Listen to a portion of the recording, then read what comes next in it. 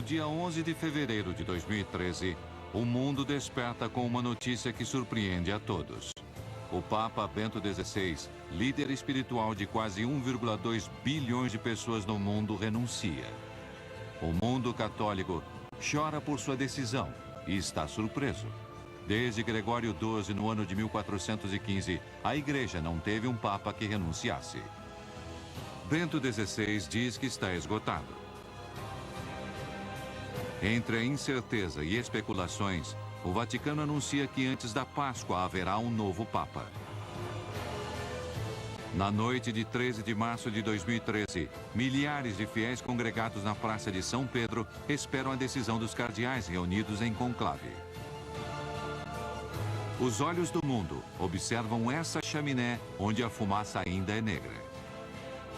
De repente, às 19 horas e 40 minutos, a fumaça muda de cor. Agora é branca.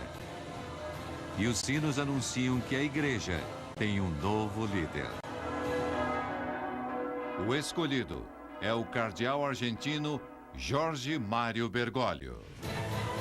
A notícia surpreende a todos. O nome dele não estava nas previsões e pouquíssimos o conheciam. Hoje, descobriremos quem é esse novo líder mundial, que desde o primeiro minuto do seu papado parece marcar o começo de uma nova era. A Era de Francisco, o Papa do fim do mundo. Esse é o Vaticano, um pequeno estado de apenas 44 hectares com 900 habitantes. É o coração de uma das religiões com mais seguidores do mundo. É o lar de seu líder espiritual, o Papa. Há séculos, um Papa substitui o outro após a morte do seu antecessor. Porém, a situação hoje é muito diferente. A poucos quilômetros da Praça de São Pedro, o Papa anterior, Bento XVI, está vivo e meditando na casa de descanso de Castel Gandolfo. Quais foram os verdadeiros motivos que levaram Bento XVI a renunciar? Existem muitas hipóteses. Decidi renunciar ao ministério que o senhor me confiou no dia 19 de abril de 2005. Fiz isso com absoluta liberdade pelo bem da Igreja. Tenho consciência da gravidade desse ato, mas também sei que não estou preparado para desempenhar o ministério petrino com a devida força requerida. Para mim, a questão era muito simples. Com sua usual claridade, coerência e sinceridade, disse que já não se sentia muito bem, não tão forte, particularmente nos últimos tempos. Bento XVI não renunciou só por motivos de saúde, pelo coração, pelo reumatismo.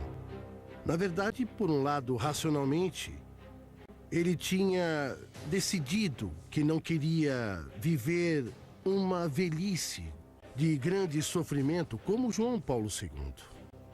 Mas, por outro lado, a sua decisão se acelerou pelas crises que se multiplicaram dentro da Igreja. Eu não acho que seja justo dizer que há uma situação interna de crise. Crise com o mundo islâmico, crise com o mundo hebreu, crise com o mundo da ciência, até a grande explosão do Vaticano.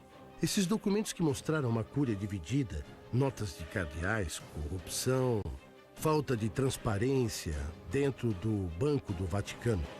Os arquivos revelados no Vaticano falam da corrupção em licitações imobiliárias do Estado Pontifício, ações irregulares no Banco Vaticano e, inclusive, um complô para assassinar Bento XVI. O culpado por essa filtração interna de documentos é o seu mordomo Paolo Gabrielli. A renúncia do Papa foi uma renúncia potente. Um gesto potente que impulsionou todo um sistema de poder. Ele se opõe a quem prejudica a imagem da Igreja, está contra a sujeira da Igreja, não? E se encontrou com a sujeira dentro da sua própria casa? Já no século XIII, devido às lutas internas, o Papa Celestino V habilitou a renúncia papal no direito canônico em meio ao escândalo. Bento decide fazer uso desse direito. Com certeza, o Papa Bento XVI teve a intuição, eu diria quase revolucionária, de pensar que havia chegado a hora de uma mudança. Mostrou que o papado é um serviço e também reconheceu seus próprios limites, dizendo em latim e muito solenemente: reconheço a minha incapacidade de administrar bem a minha missão. No dia 28 de fevereiro de 2013, a renúncia se torna efetiva. Bilhões de fiéis lamentam a perda de seu líder espiritual e fixam seu olhar no Vaticano. Aqui será escolhido o novo Papa. Como a maioria dos cardeais se encontra na Itália para acompanhar Bento XVI no último dia de seu papado, o conclave é convocado somente 12 dias depois. Milhares de fiéis chegam à Praça de São Pedro. Antes de entrarem, os cardeais colocam as mãos sobre a Bíblia e juram manter o segredo de tudo o que aconteça ali. Os 115 cardeais de todo o mundo ficam separados em um recinto fechado sob o mural de Michelangelo, o juízo final, dentro da Capela Sistina.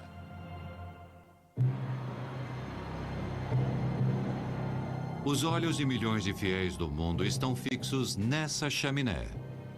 Logo começarão as votações. Depois de 4 votações, os cardeais ainda não entraram em um acordo. O novo Papa deve ter 2/3 de votos ou 2/3 mais 1.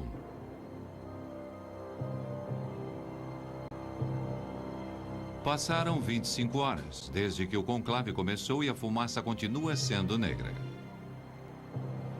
Na praça se unem pessoas do mundo todo com o mesmo desejo: conhecer quem será seu novo líder espiritual. De repente, faltando 20 minutos para as 8 da noite do dia 13 de março de 2013, as pessoas começam a notar uma mudança na cor da fumaça. Muitos não conseguem acreditar, mas logo os sinos começam a tocar e não há mais dúvidas.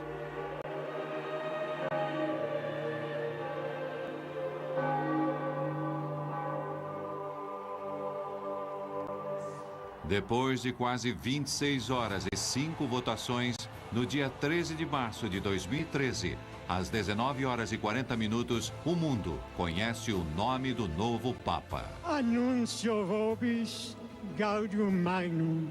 Habemus Papa. Dominum Georgium Marium, Sancte Romani Ecclesiae Cardinalem Bergoglio.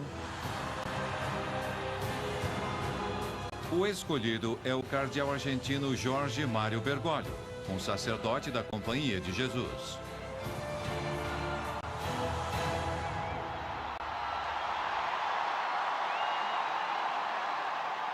O argentino Jorge Mário Bergoglio é o novo Papa. Na Praça de São Pedro, um anúncio especial. Habemos Papa. A multidão está reunida desde... Uma multidão se junta para saber o nome do Papa, mas a maioria está surpresa. Ninguém estava esperando o cardeal Bergoglio. Irmãos e irmãs, boa noite. Vocês sabem que o dever do conclave é dar um bispo a Roma. Parece que os meus irmãos cardeais foram buscá-lo lá no fim do mundo, mas estamos aqui.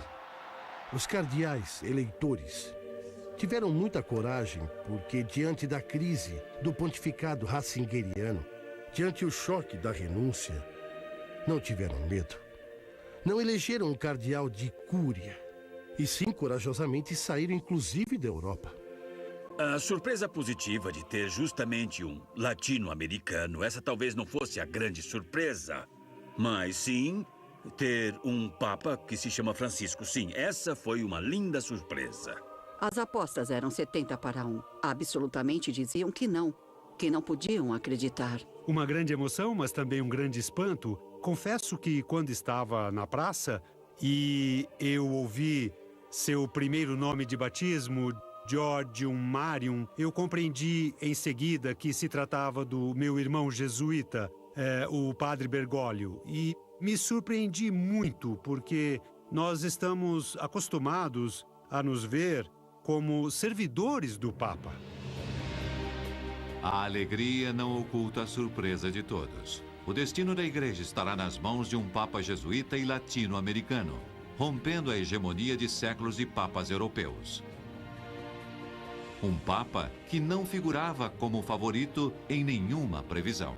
Antes que o bispo abençoe o povo, eu peço que vocês rezem ao Senhor para que me abençoe. A oração do povo pedindo a bênção pelo seu bispo.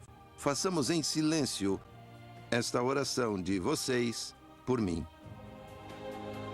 Foi uma surpresa que traz novos ventos frescos, de simplicidade, de proximidade. Eu estou muito emocionado. O Papa sul-americano, de Argentina, de Brasil, são irmãos. Então, uma beleza, tudo certo. A mim me gostou muito. Uma grande impressão. Eu sou católico, me chamo Francisco como ele. Minha garota é ortodoxa, mas o Papa Francisco é a pessoa certa para ver que mudou tudo, porque ele fala do coração para o coração. Mas quem é Jorge Mário Bergoglio? De onde vem? Qual é sua origem? Que caminhos o conduziram ao Vaticano? Como chegou a estar hoje na pele e na alma do Papa Francisco e ser líder espiritual dos católicos do mundo inteiro? A designação desse novo Papa chama a atenção dos fiéis do mundo todo. Para pouquíssimos, o nome de Jorge Mário Bergoglio é familiar. Só alguns conhecem de verdade quem é aquele cardeal latino-americano proveniente do fim do mundo. E há muito mais perguntas que respostas sobre o homem que se tornou o Papa Francisco. Enquanto a notícia percorre o mundo entre a alegria e incerteza de milhões de católicos, o Papa Francisco começa a escrever sua história através das primeiras ações que realiza como sumo pontífice. Esses primeiros sinais surpreendem o mundo tanto ou mais que sua eleição. O catolicismo, como conhecemos, fala muito de símbolos. Tudo é mediante o significado de imagens e gestos. Logo depois do Habemus Papam, Francisco se nega a viajar na limusine do Vaticano e vai em um furgão com os cardeais. Vai pessoalmente pagar a conta do albergue que tinha se hospedado até o conclave. Despreza o discurso em latim que tinham preparado para sua primeira missa, por uma homilia simples e direta, olhando no rosto dos presentes e em italiano. Desprezou todos os velhos símbolos de poder imperial. Ele não fala sentado no trono. Ele fala de pé, como um vigário. Decide não habitar o luxuoso apartamento papal, alegando que é escandaloso morar em um lugar onde cabem 300 pessoas. Despreza o famoso calçado vermelho papal e continua vestindo seus velhos sapatos pretos. Antes de sair à sacada da Praça de São Pedro, quando tentavam fazer o tipo de parafernália elaborada que acompanharia o Papa, e ele não quis e disse o carnaval acabou, e ele não via somente como uma maneira de se vestir. Essas simples ações para muitos são sinais de como poderia ser o rumo que seu papado seguirá e o rumo que a igreja deve tomar. Muita gente não gritava "Viva o Papa!". Eles gritavam "Obrigado, obrigado, obrigado", porque sentia a necessidade de um Papa humano. Mas os sinais de uma nova igreja trouxeram incerteza em alguns setores e muitos se perguntaram: quem é esse estrangeiro que os cardeais trouxeram do fim do mundo? Como foi seu trabalho pastoral durante mais de 50 anos em um país tão agitado e em transformação como a Argentina? Jorge sempre foi um homem simples. Eu me assustaria se tivesse mudado. Graças a Deus, Jorge continua sendo o mesmo. Jorge Mário Bergoglio é o filho mais velho de uma família de imigrantes italianos que nasceu dia 17 de dezembro de 1936, no bairro de Flores, na cidade de Buenos Aires. Há uma igreja emblemática que é a de São José de Flores, onde ele fez uma confissão quando era adolescente. Era 21 de setembro, porque sempre me lembro disso. Saí para passear com meus companheiros e passei pela igreja de Flores. Entrei e senti que tinha que entrar. Essas coisas que sentimos e não sabemos explicar. E vi que vinha um padre andando. Não o conhecia, não era da igreja. Então, não sei o que aconteceu. Senti como se alguém me agarrasse por dentro. E aí senti que tinha que ser padre. E não tive dúvidas. Não tive. Jesus não espera que procurem por ele. Ele vai ao nosso encontro. Depois de receber seu diploma como técnico químico e seguindo aquele chamado místico, aos 21 anos ingressa ao seminário da Companhia de Jesus para se tornar um padre jesuíta. Temos de estar a serviço dos outros. Nos ajudarmos. Como jesuíta, teve uma brilhante formação intelectual. Foi docente em literatura e psicologia e também estudou ciências humanas e teologia. Durante a década de 60, Bergoglio estava ideologicamente ligado ao peronismo, um partido liderado por Juan Domingo Perón, que desde 1955 estava banido na Argentina. Porém, apesar do banimento na década de 60, Bergoglio foi o diretor espiritual de um grupo de jovens católicos chamados A Guarda de Ferro, um grupo formado por 4 políticos peronistas com regras muito similares às dos jesuítas, quase militar. É alguém que vinha falando da unção dos pobres há muitos anos e que tomou posições muito firmes durante muito tempo. E não tenham medo dos mercadores da morte, que aqui bem perto estão pensando como fazer para que a morte chegue de uma maneira razoável. No início da década de 70, acaba o banimento e o peronismo volta ao poder. Durante esses anos, o padre Bergoglio é nomeado provincial da Ordem Jesuíta. Com esse vento a favor, realiza um grande trabalho social, indo às zonas mais pobres de Buenos Aires para ajudar os mais necessitados. As pessoas da vila veem ele como alguém próprio do lugar. Trabalhou arduamente o tema do tráfico de pessoas, do trabalho escravo. Na escola nos ensinam que a Assembleia de 1813 aboliu a escravidão.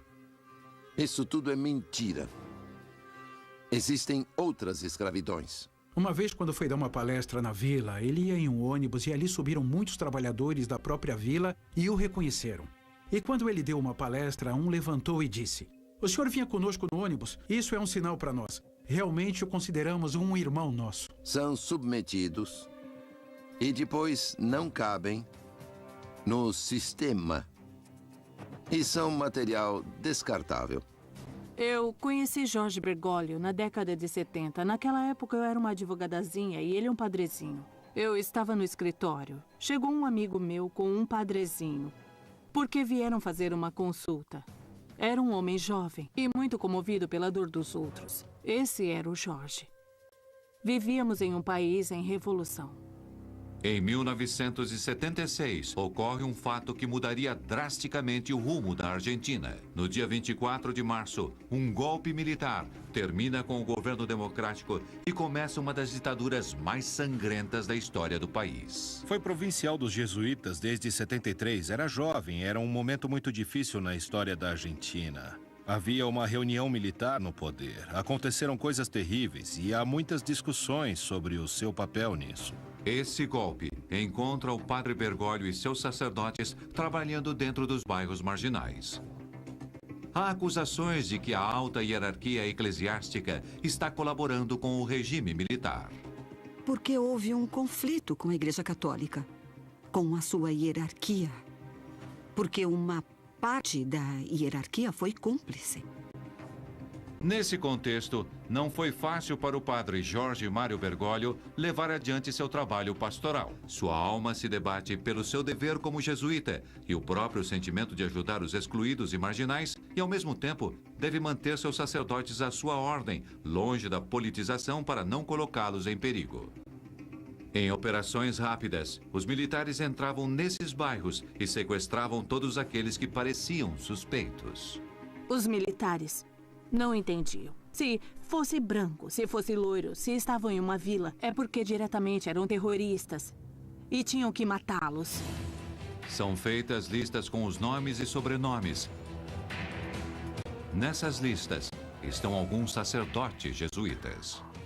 Jorge disse aos padres que também eram jesuítas que não ficassem ali porque era altamente perigoso. Há diferentes maneiras de se viver sob um regime opressivo e ele tinha como líder religioso uma responsabilidade por todos. Os rapazes não queriam saber de nada, disseram que iam ficar. Jorge discutiu com eles, mas decidiram ficar. E um dia chegou uma tropa da Marinha e os levou. Durante esses anos, Bergoglio teve que andar sobre uma linha muito estreita e arriscada. Jorge estava preocupado, fez uma quantidade de gestões para a liberdade deles. Eu me lembro que primeiro foi ver Videla.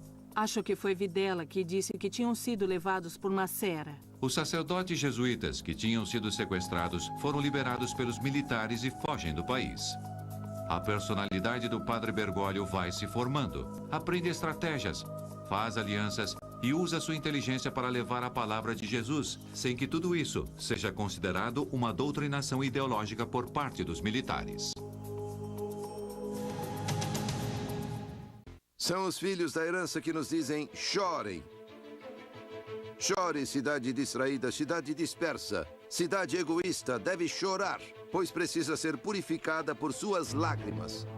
No ano de 1983, a democracia voltou à Argentina. O governo militar deixou uma enorme dívida externa que repercutiu a todo nível na vida dos argentinos. Foi um tempo de reconstrução, de esperanças, mas o país ficou devastado. Bergoglio teve que lutar com a herança que restou, a pobreza e todo o valor que ela trouxe. Nesta cidade, se exploram trabalhadores em oficinas clandestinas. Ele sempre foi assim.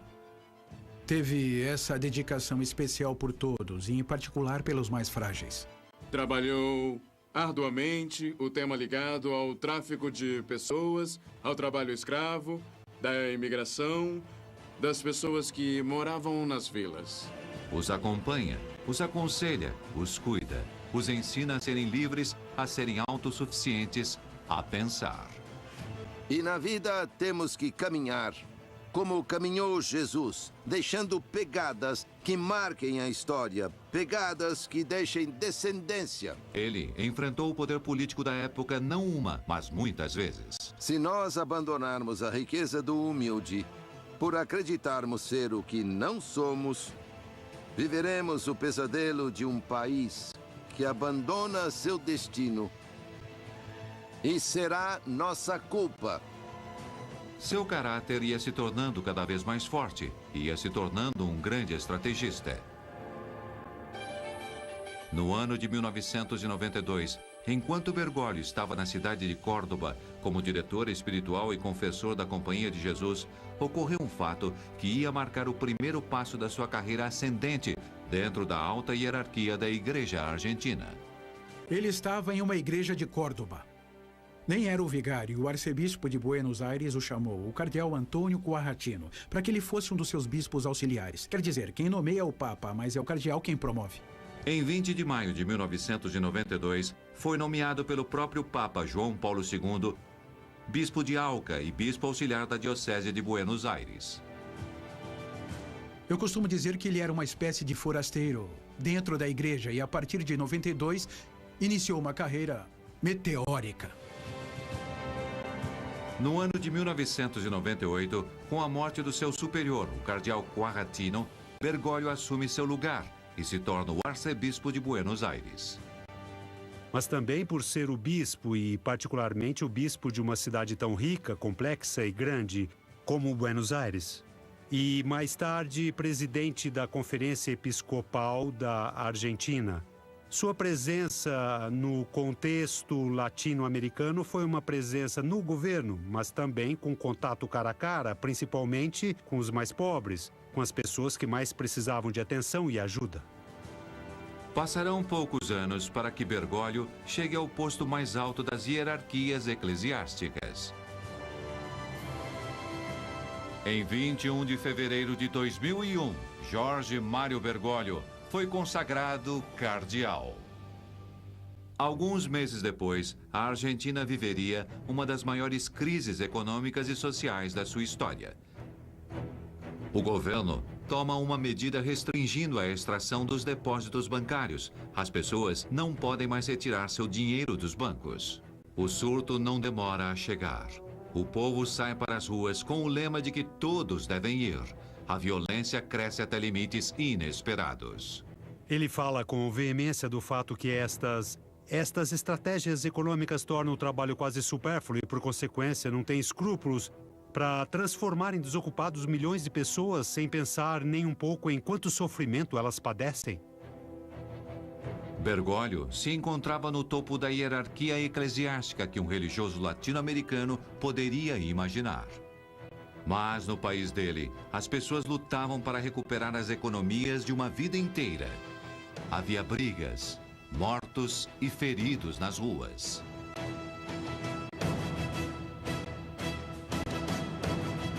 E um presidente que teve que deixar o mandato fugindo do palácio presidencial. Me chamou muito a atenção quando me contou, desde seu ponto de vista de pastor, o que estava acontecendo. Era um momento muito difícil no cenário político argentino. E ele tinha tudo isso bem presente, mas me contou a crise, principalmente através de uma imagem. A imagem de pais e mães de família que talvez tenham perdido o trabalho, que estavam em apertos e choravam de noite para que seus filhos não vissem. Me surpreendi com essa delicadeza de um homem que sabia olhar o sofrimento dos corações dos indivíduos. O cardeal se encontrava num momento chave. Podia se trancar em uma torre de cristal ou sair na rua para acompanhar as pessoas em sua luta e em seu sofrimento. Nesta cidade, há crianças morando nas ruas. Esta cidade fracassou e continua fracassando em livrá-los desta escravidão estrutural. Demonstrou que aonde for, sabe enfrentar os desafios do lugar que está. Bergoglio já era arcebispo e cardeal, porém continua com seus trabalhos nas ruas, como se esses dois títulos só servissem para ter um acesso mais fácil à ajuda para aqueles que mais precisam. Ele sempre ia à busca dos fiéis. Jesus ficava o dia inteiro trancado na igreja. O que fazia Jesus na rua? Procurava. Esse era Jesus. Vivia procurando as pessoas. Seu estilo austero marcou uma tendência na igreja argentina, naqueles anos acostumados a certos luxos, protocolos, secretários, assistentes e motoristas particulares. Bergoglio tem um estilo de vida muito austero, muito simples, que marcou aqui a Diocese de Buenos Aires. Se esse bispo de Buenos Aires vive dessa forma, nós também temos que ter uma atitude semelhante. O cardeal Bergoglio não precisa de nada disso para chegar até aqueles que ele quer alcançar. E aqueles que o procuram, o encontram facilmente.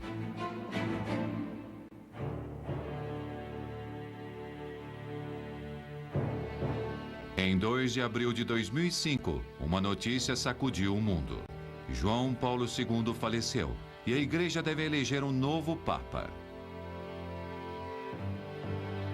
Em 18 de abril de 2005, o cardeal Bergoglio entrou na Capela Sistina com outros 114 cardeais. Ia começar o conclave que elegeu o sucessor de João Paulo II, e existem dois favoritos. Por um lado, havia um cardeal muito forte, o cardeal Ratzinger. E por outro lado, no campo dos reformistas, o cardeal Carlo Maria Martini, que, entretanto, não podia ser papa porque estava doente de Parkinson. Com Martini eliminado, o olhar de um setor de cardeais se centraliza sobre o cardeal argentino. Acontecem as votações. Bergoglio obtém 40 votos. Ratzinger lidera a votação. Mas não chega aos 2/3 ou 2/3 mais um que precisa para se consagrar papa. Nunca antes um argentino, um latino-americano tinha conseguido 40 votos como nós jornalistas podemos examinar, apesar de ser tudo muito secreto. Depois, na seguinte votação, o cardeal Bergoglio decide renunciar e pede aos cardeais que votaram nele que entreguem seus votos ao cardeal Ratzinger. Na seguinte votação, Ratzinger obtém os votos necessários e se consagra automaticamente como o novo papa. O que aconteceu com o cardeal argentino? Por que se autoeliminou de maneira drástica? A resposta é simples. Bergoglio sabia que jamais alcançaria a maioria dos votos. As sombras da época da ditadura na Argentina pairavam sobre ele como um passado funesto. Ele era candidato. Tinha excelentes votos, mas houve interferência de um dossiê que denunciava que Jorge havia colaborado com a ditadura militar. Antes do conclave, circularam entre vários cardeais eleitores documentos que comprometiam Bergoglio no caso dos sacerdotes jesuítas sequestrados e torturados durante a ditadura. Esses documentos diziam que Jorge Mário Bergoglio os tinha entregado. 5 anos depois, em 2010, Bergoglio é chamado para declarar como testemunha na causa dos sacerdotes. Então acontece um fato curioso. Com a reabertura dos arquivos, novas testemunhas são convocadas no caso, que contam novas histórias sobre o cardeal e suas ações durante os anos escuros na Argentina. Ouvimos muitas vozes que estavam nos contando histórias de sua atitude solidária, de que ia às vilas e de que salvou pessoas. Poderia ter feito mais? Com certeza.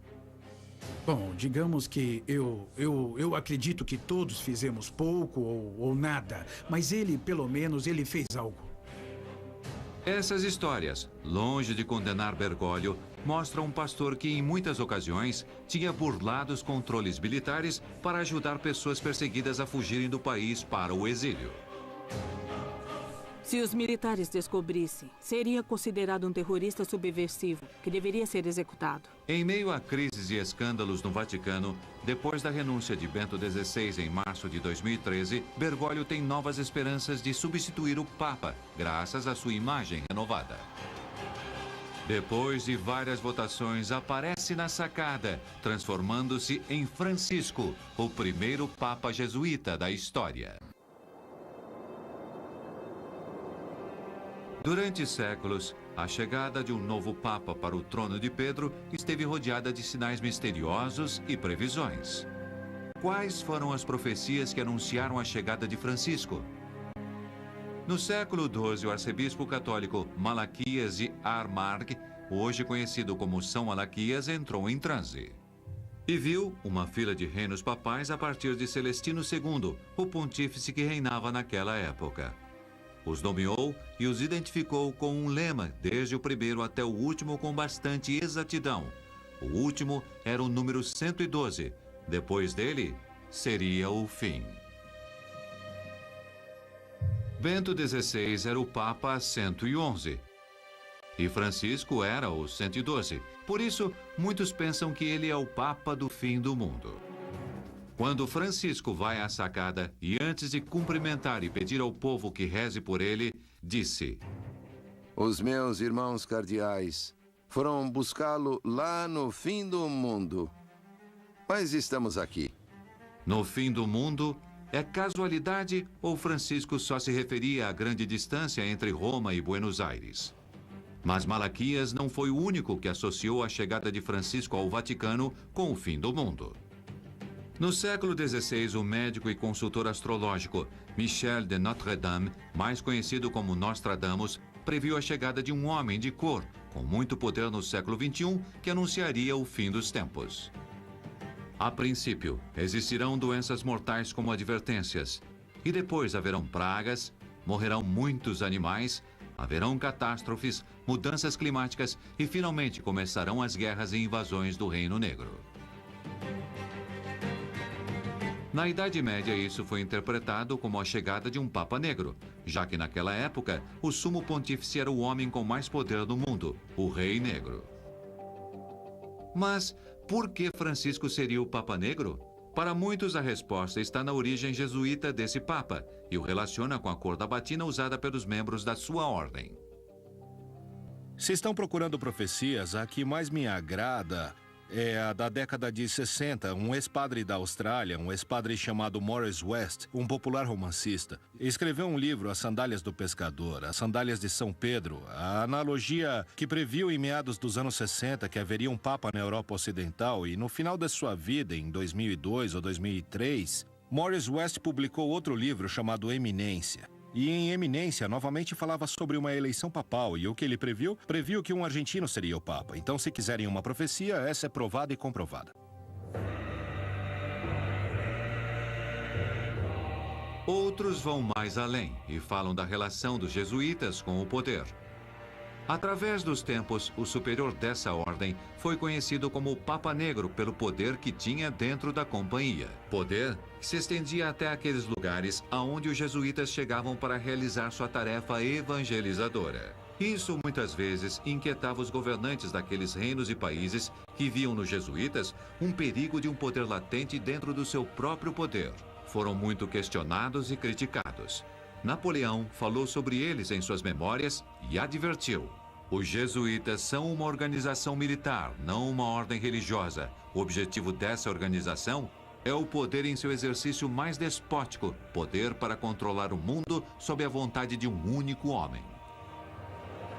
A Companhia de Jesus, que muitos interpretam como uma companhia no sentido militar da palavra, enquanto que para São Inácio era uma companhia de amigos, de companheiros de Jesus. Hoje, um jesuíta está à frente da Igreja Católica. Francisco é o líder espiritual de 1 bilhão e 200 milhões de fiéis no mundo inteiro. Sem dúvida, essa é uma situação de poder concentrada em um só homem, como advertiu Napoleão. Quem são os jesuítas? De onde vieram? Qual sua origem? Através da história, mitos e lendas rodearam essa ordem que foi fundada em 1540 por Inácio de Loyola. Foram fundados com uma inovação que não eram monges mendicantes, e sim como se fosse o braço armado de um exército que estão à frente da batalha. Há um quarto voto que os jesuítas fazem ao concluírem sua formação, que é a da obediência ao Papa nas missões. Toda vez que o Papa, diretamente ou através de nossos superiores, deseja nos dar uma missão, ou um encargo, uma tarefa à companhia, nós devemos estar bem preparados para obedecer, sem fazer perguntas, sermos imediatos e tentarmos fazer com o nosso coração o que o Papa pede. Por essa lealdade incondicional ao Papa, foram chamados soldados de Deus.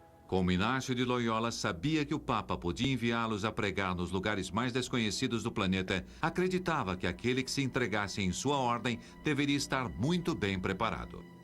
Quem ele procurava? A quem? As pessoas que eram católicas como ele? Não, buscava os que estavam longe, os que não o conheciam.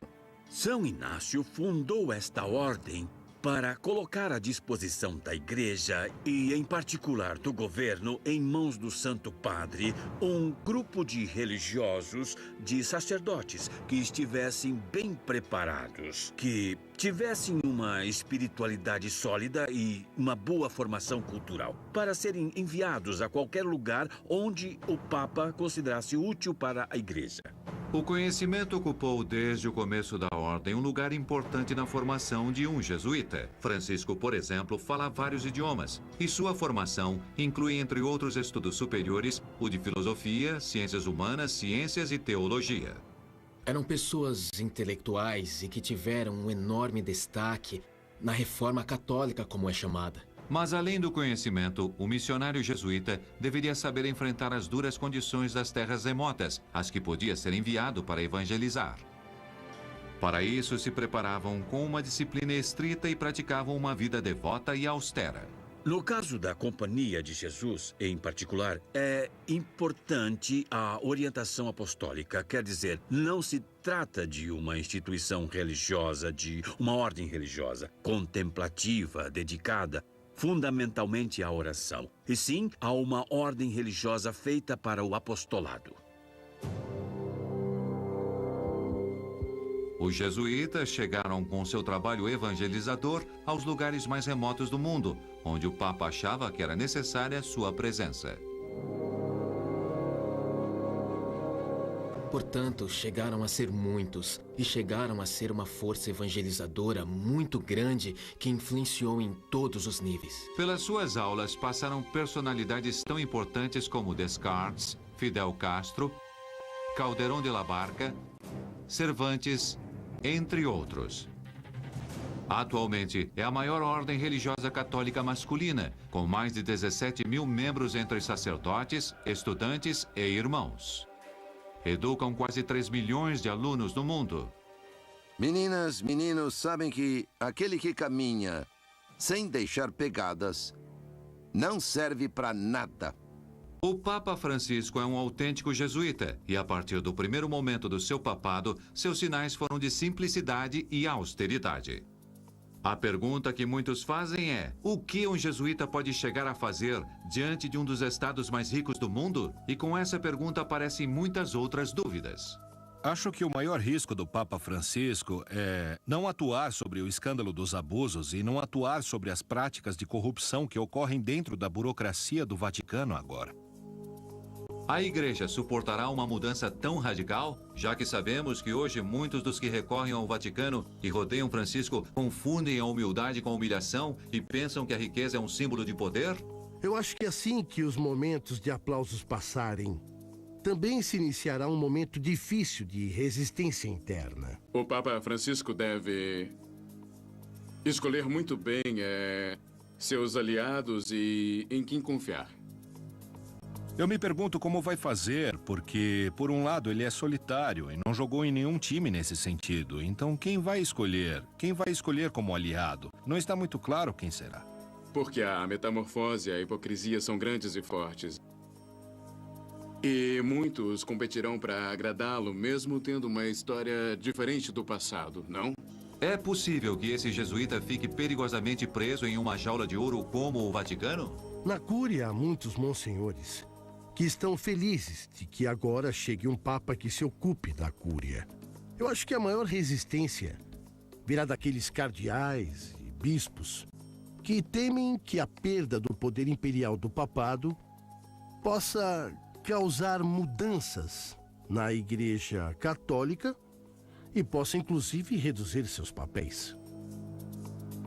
Muitos acreditam que os cardeais nesse conclave não escolheram a um homem especial, e sim um representante da ordem jesuíta, porque eles são os únicos com a força e a disciplina necessárias para poder sair desses terríveis momentos de crises que a Igreja vive. Francisco está marcando um novo rumo na mudança da Igreja. Seu olhar é o que guiará os fiéis do mundo inteiro. O destino que está impondo é parte de sua identidade. E o escolheram porque ele é assim. A igreja não deve deixar de ser um referencial, sair ao encontro das pessoas, sair pelas ruas, evangelizar. Com certeza se nota certo entusiasmo espiritual devido ao fato de tantas pessoas se aproximarem da igreja. Vão aos santuários, se confessam, enfim, se produziu certa revitalização de entusiasmo e participação eclesiástica.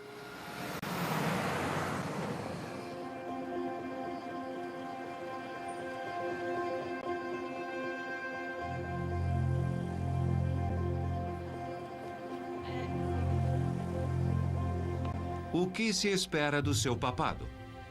Quais são as esperanças que o mundo coloca nesse homem simples, direto e austero? Com uma expectativa muito grande colocada na figura de Francisco, principalmente sua espontaneidade, sua origem. O italiano também o favorece muito, sua preocupação pelos pobres. Eu percebi entusiasmo, seja com os conservadores ou com os progressistas. Por isso me parece que é um Papa com capacidade de unir, não de confirmar as divisões, e sim ao contrário, de pacificar. Podemos esperar um Papa próximo aos jovens. Vimos que se entusiasmaram muito na Praça São Pedro. Os que estavam lá viram um entusiasmo geral. Tenho certeza que não continuará um projeto abstrato de reforma da igreja construindo na teoria. Simplesmente seguindo o evangelho, essas coisas poderiam mudar de uma maneira, digamos, natural, simples. Esse Papa vai mostrar à igreja esse caminho que relacionado à vida simples que ele sente, mas que o mundo também reclama a igreja.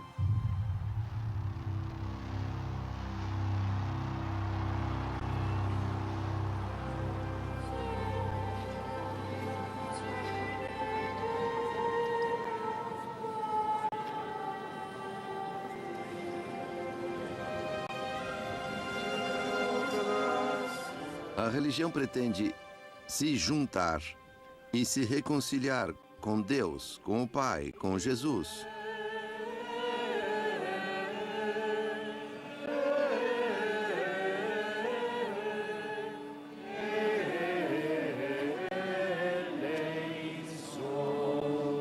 O ambiente aqui é realmente surpreendente. Podemos sentir realmente esse monte de pessoas aproveitando. E isso é realmente importante, porque é um papa de um novo continente, que é um grande avanço também. Acho que a maior expectativa é a mudança. Minhas expectativas, devido ao que o Papa Francisco fez e disse antes, é que enfatize o lado da justiça social e que fale sobre esses aspectos dela. Eu acho que será algo novo, algo fresco. Ele fala do coração para o coração. É tão próximo e tão amável que transmite tanto carinho para a igreja e para as pessoas. Essa mudança é para o bem da igreja e da humanidade. Disseram que quer mudar a igreja. Não, quer mudar o mundo. Mas, além das especulações sobre a eleição dele e o que anunciam as profecias, o certo é que para a igreja termina uma era e começa uma nova com a chegada do Papa Francisco. Há um final, mas também há um começo, e esse final não tem por que ser precisamente o fim do mundo. Começa uma nova era, a era do Papa Francisco.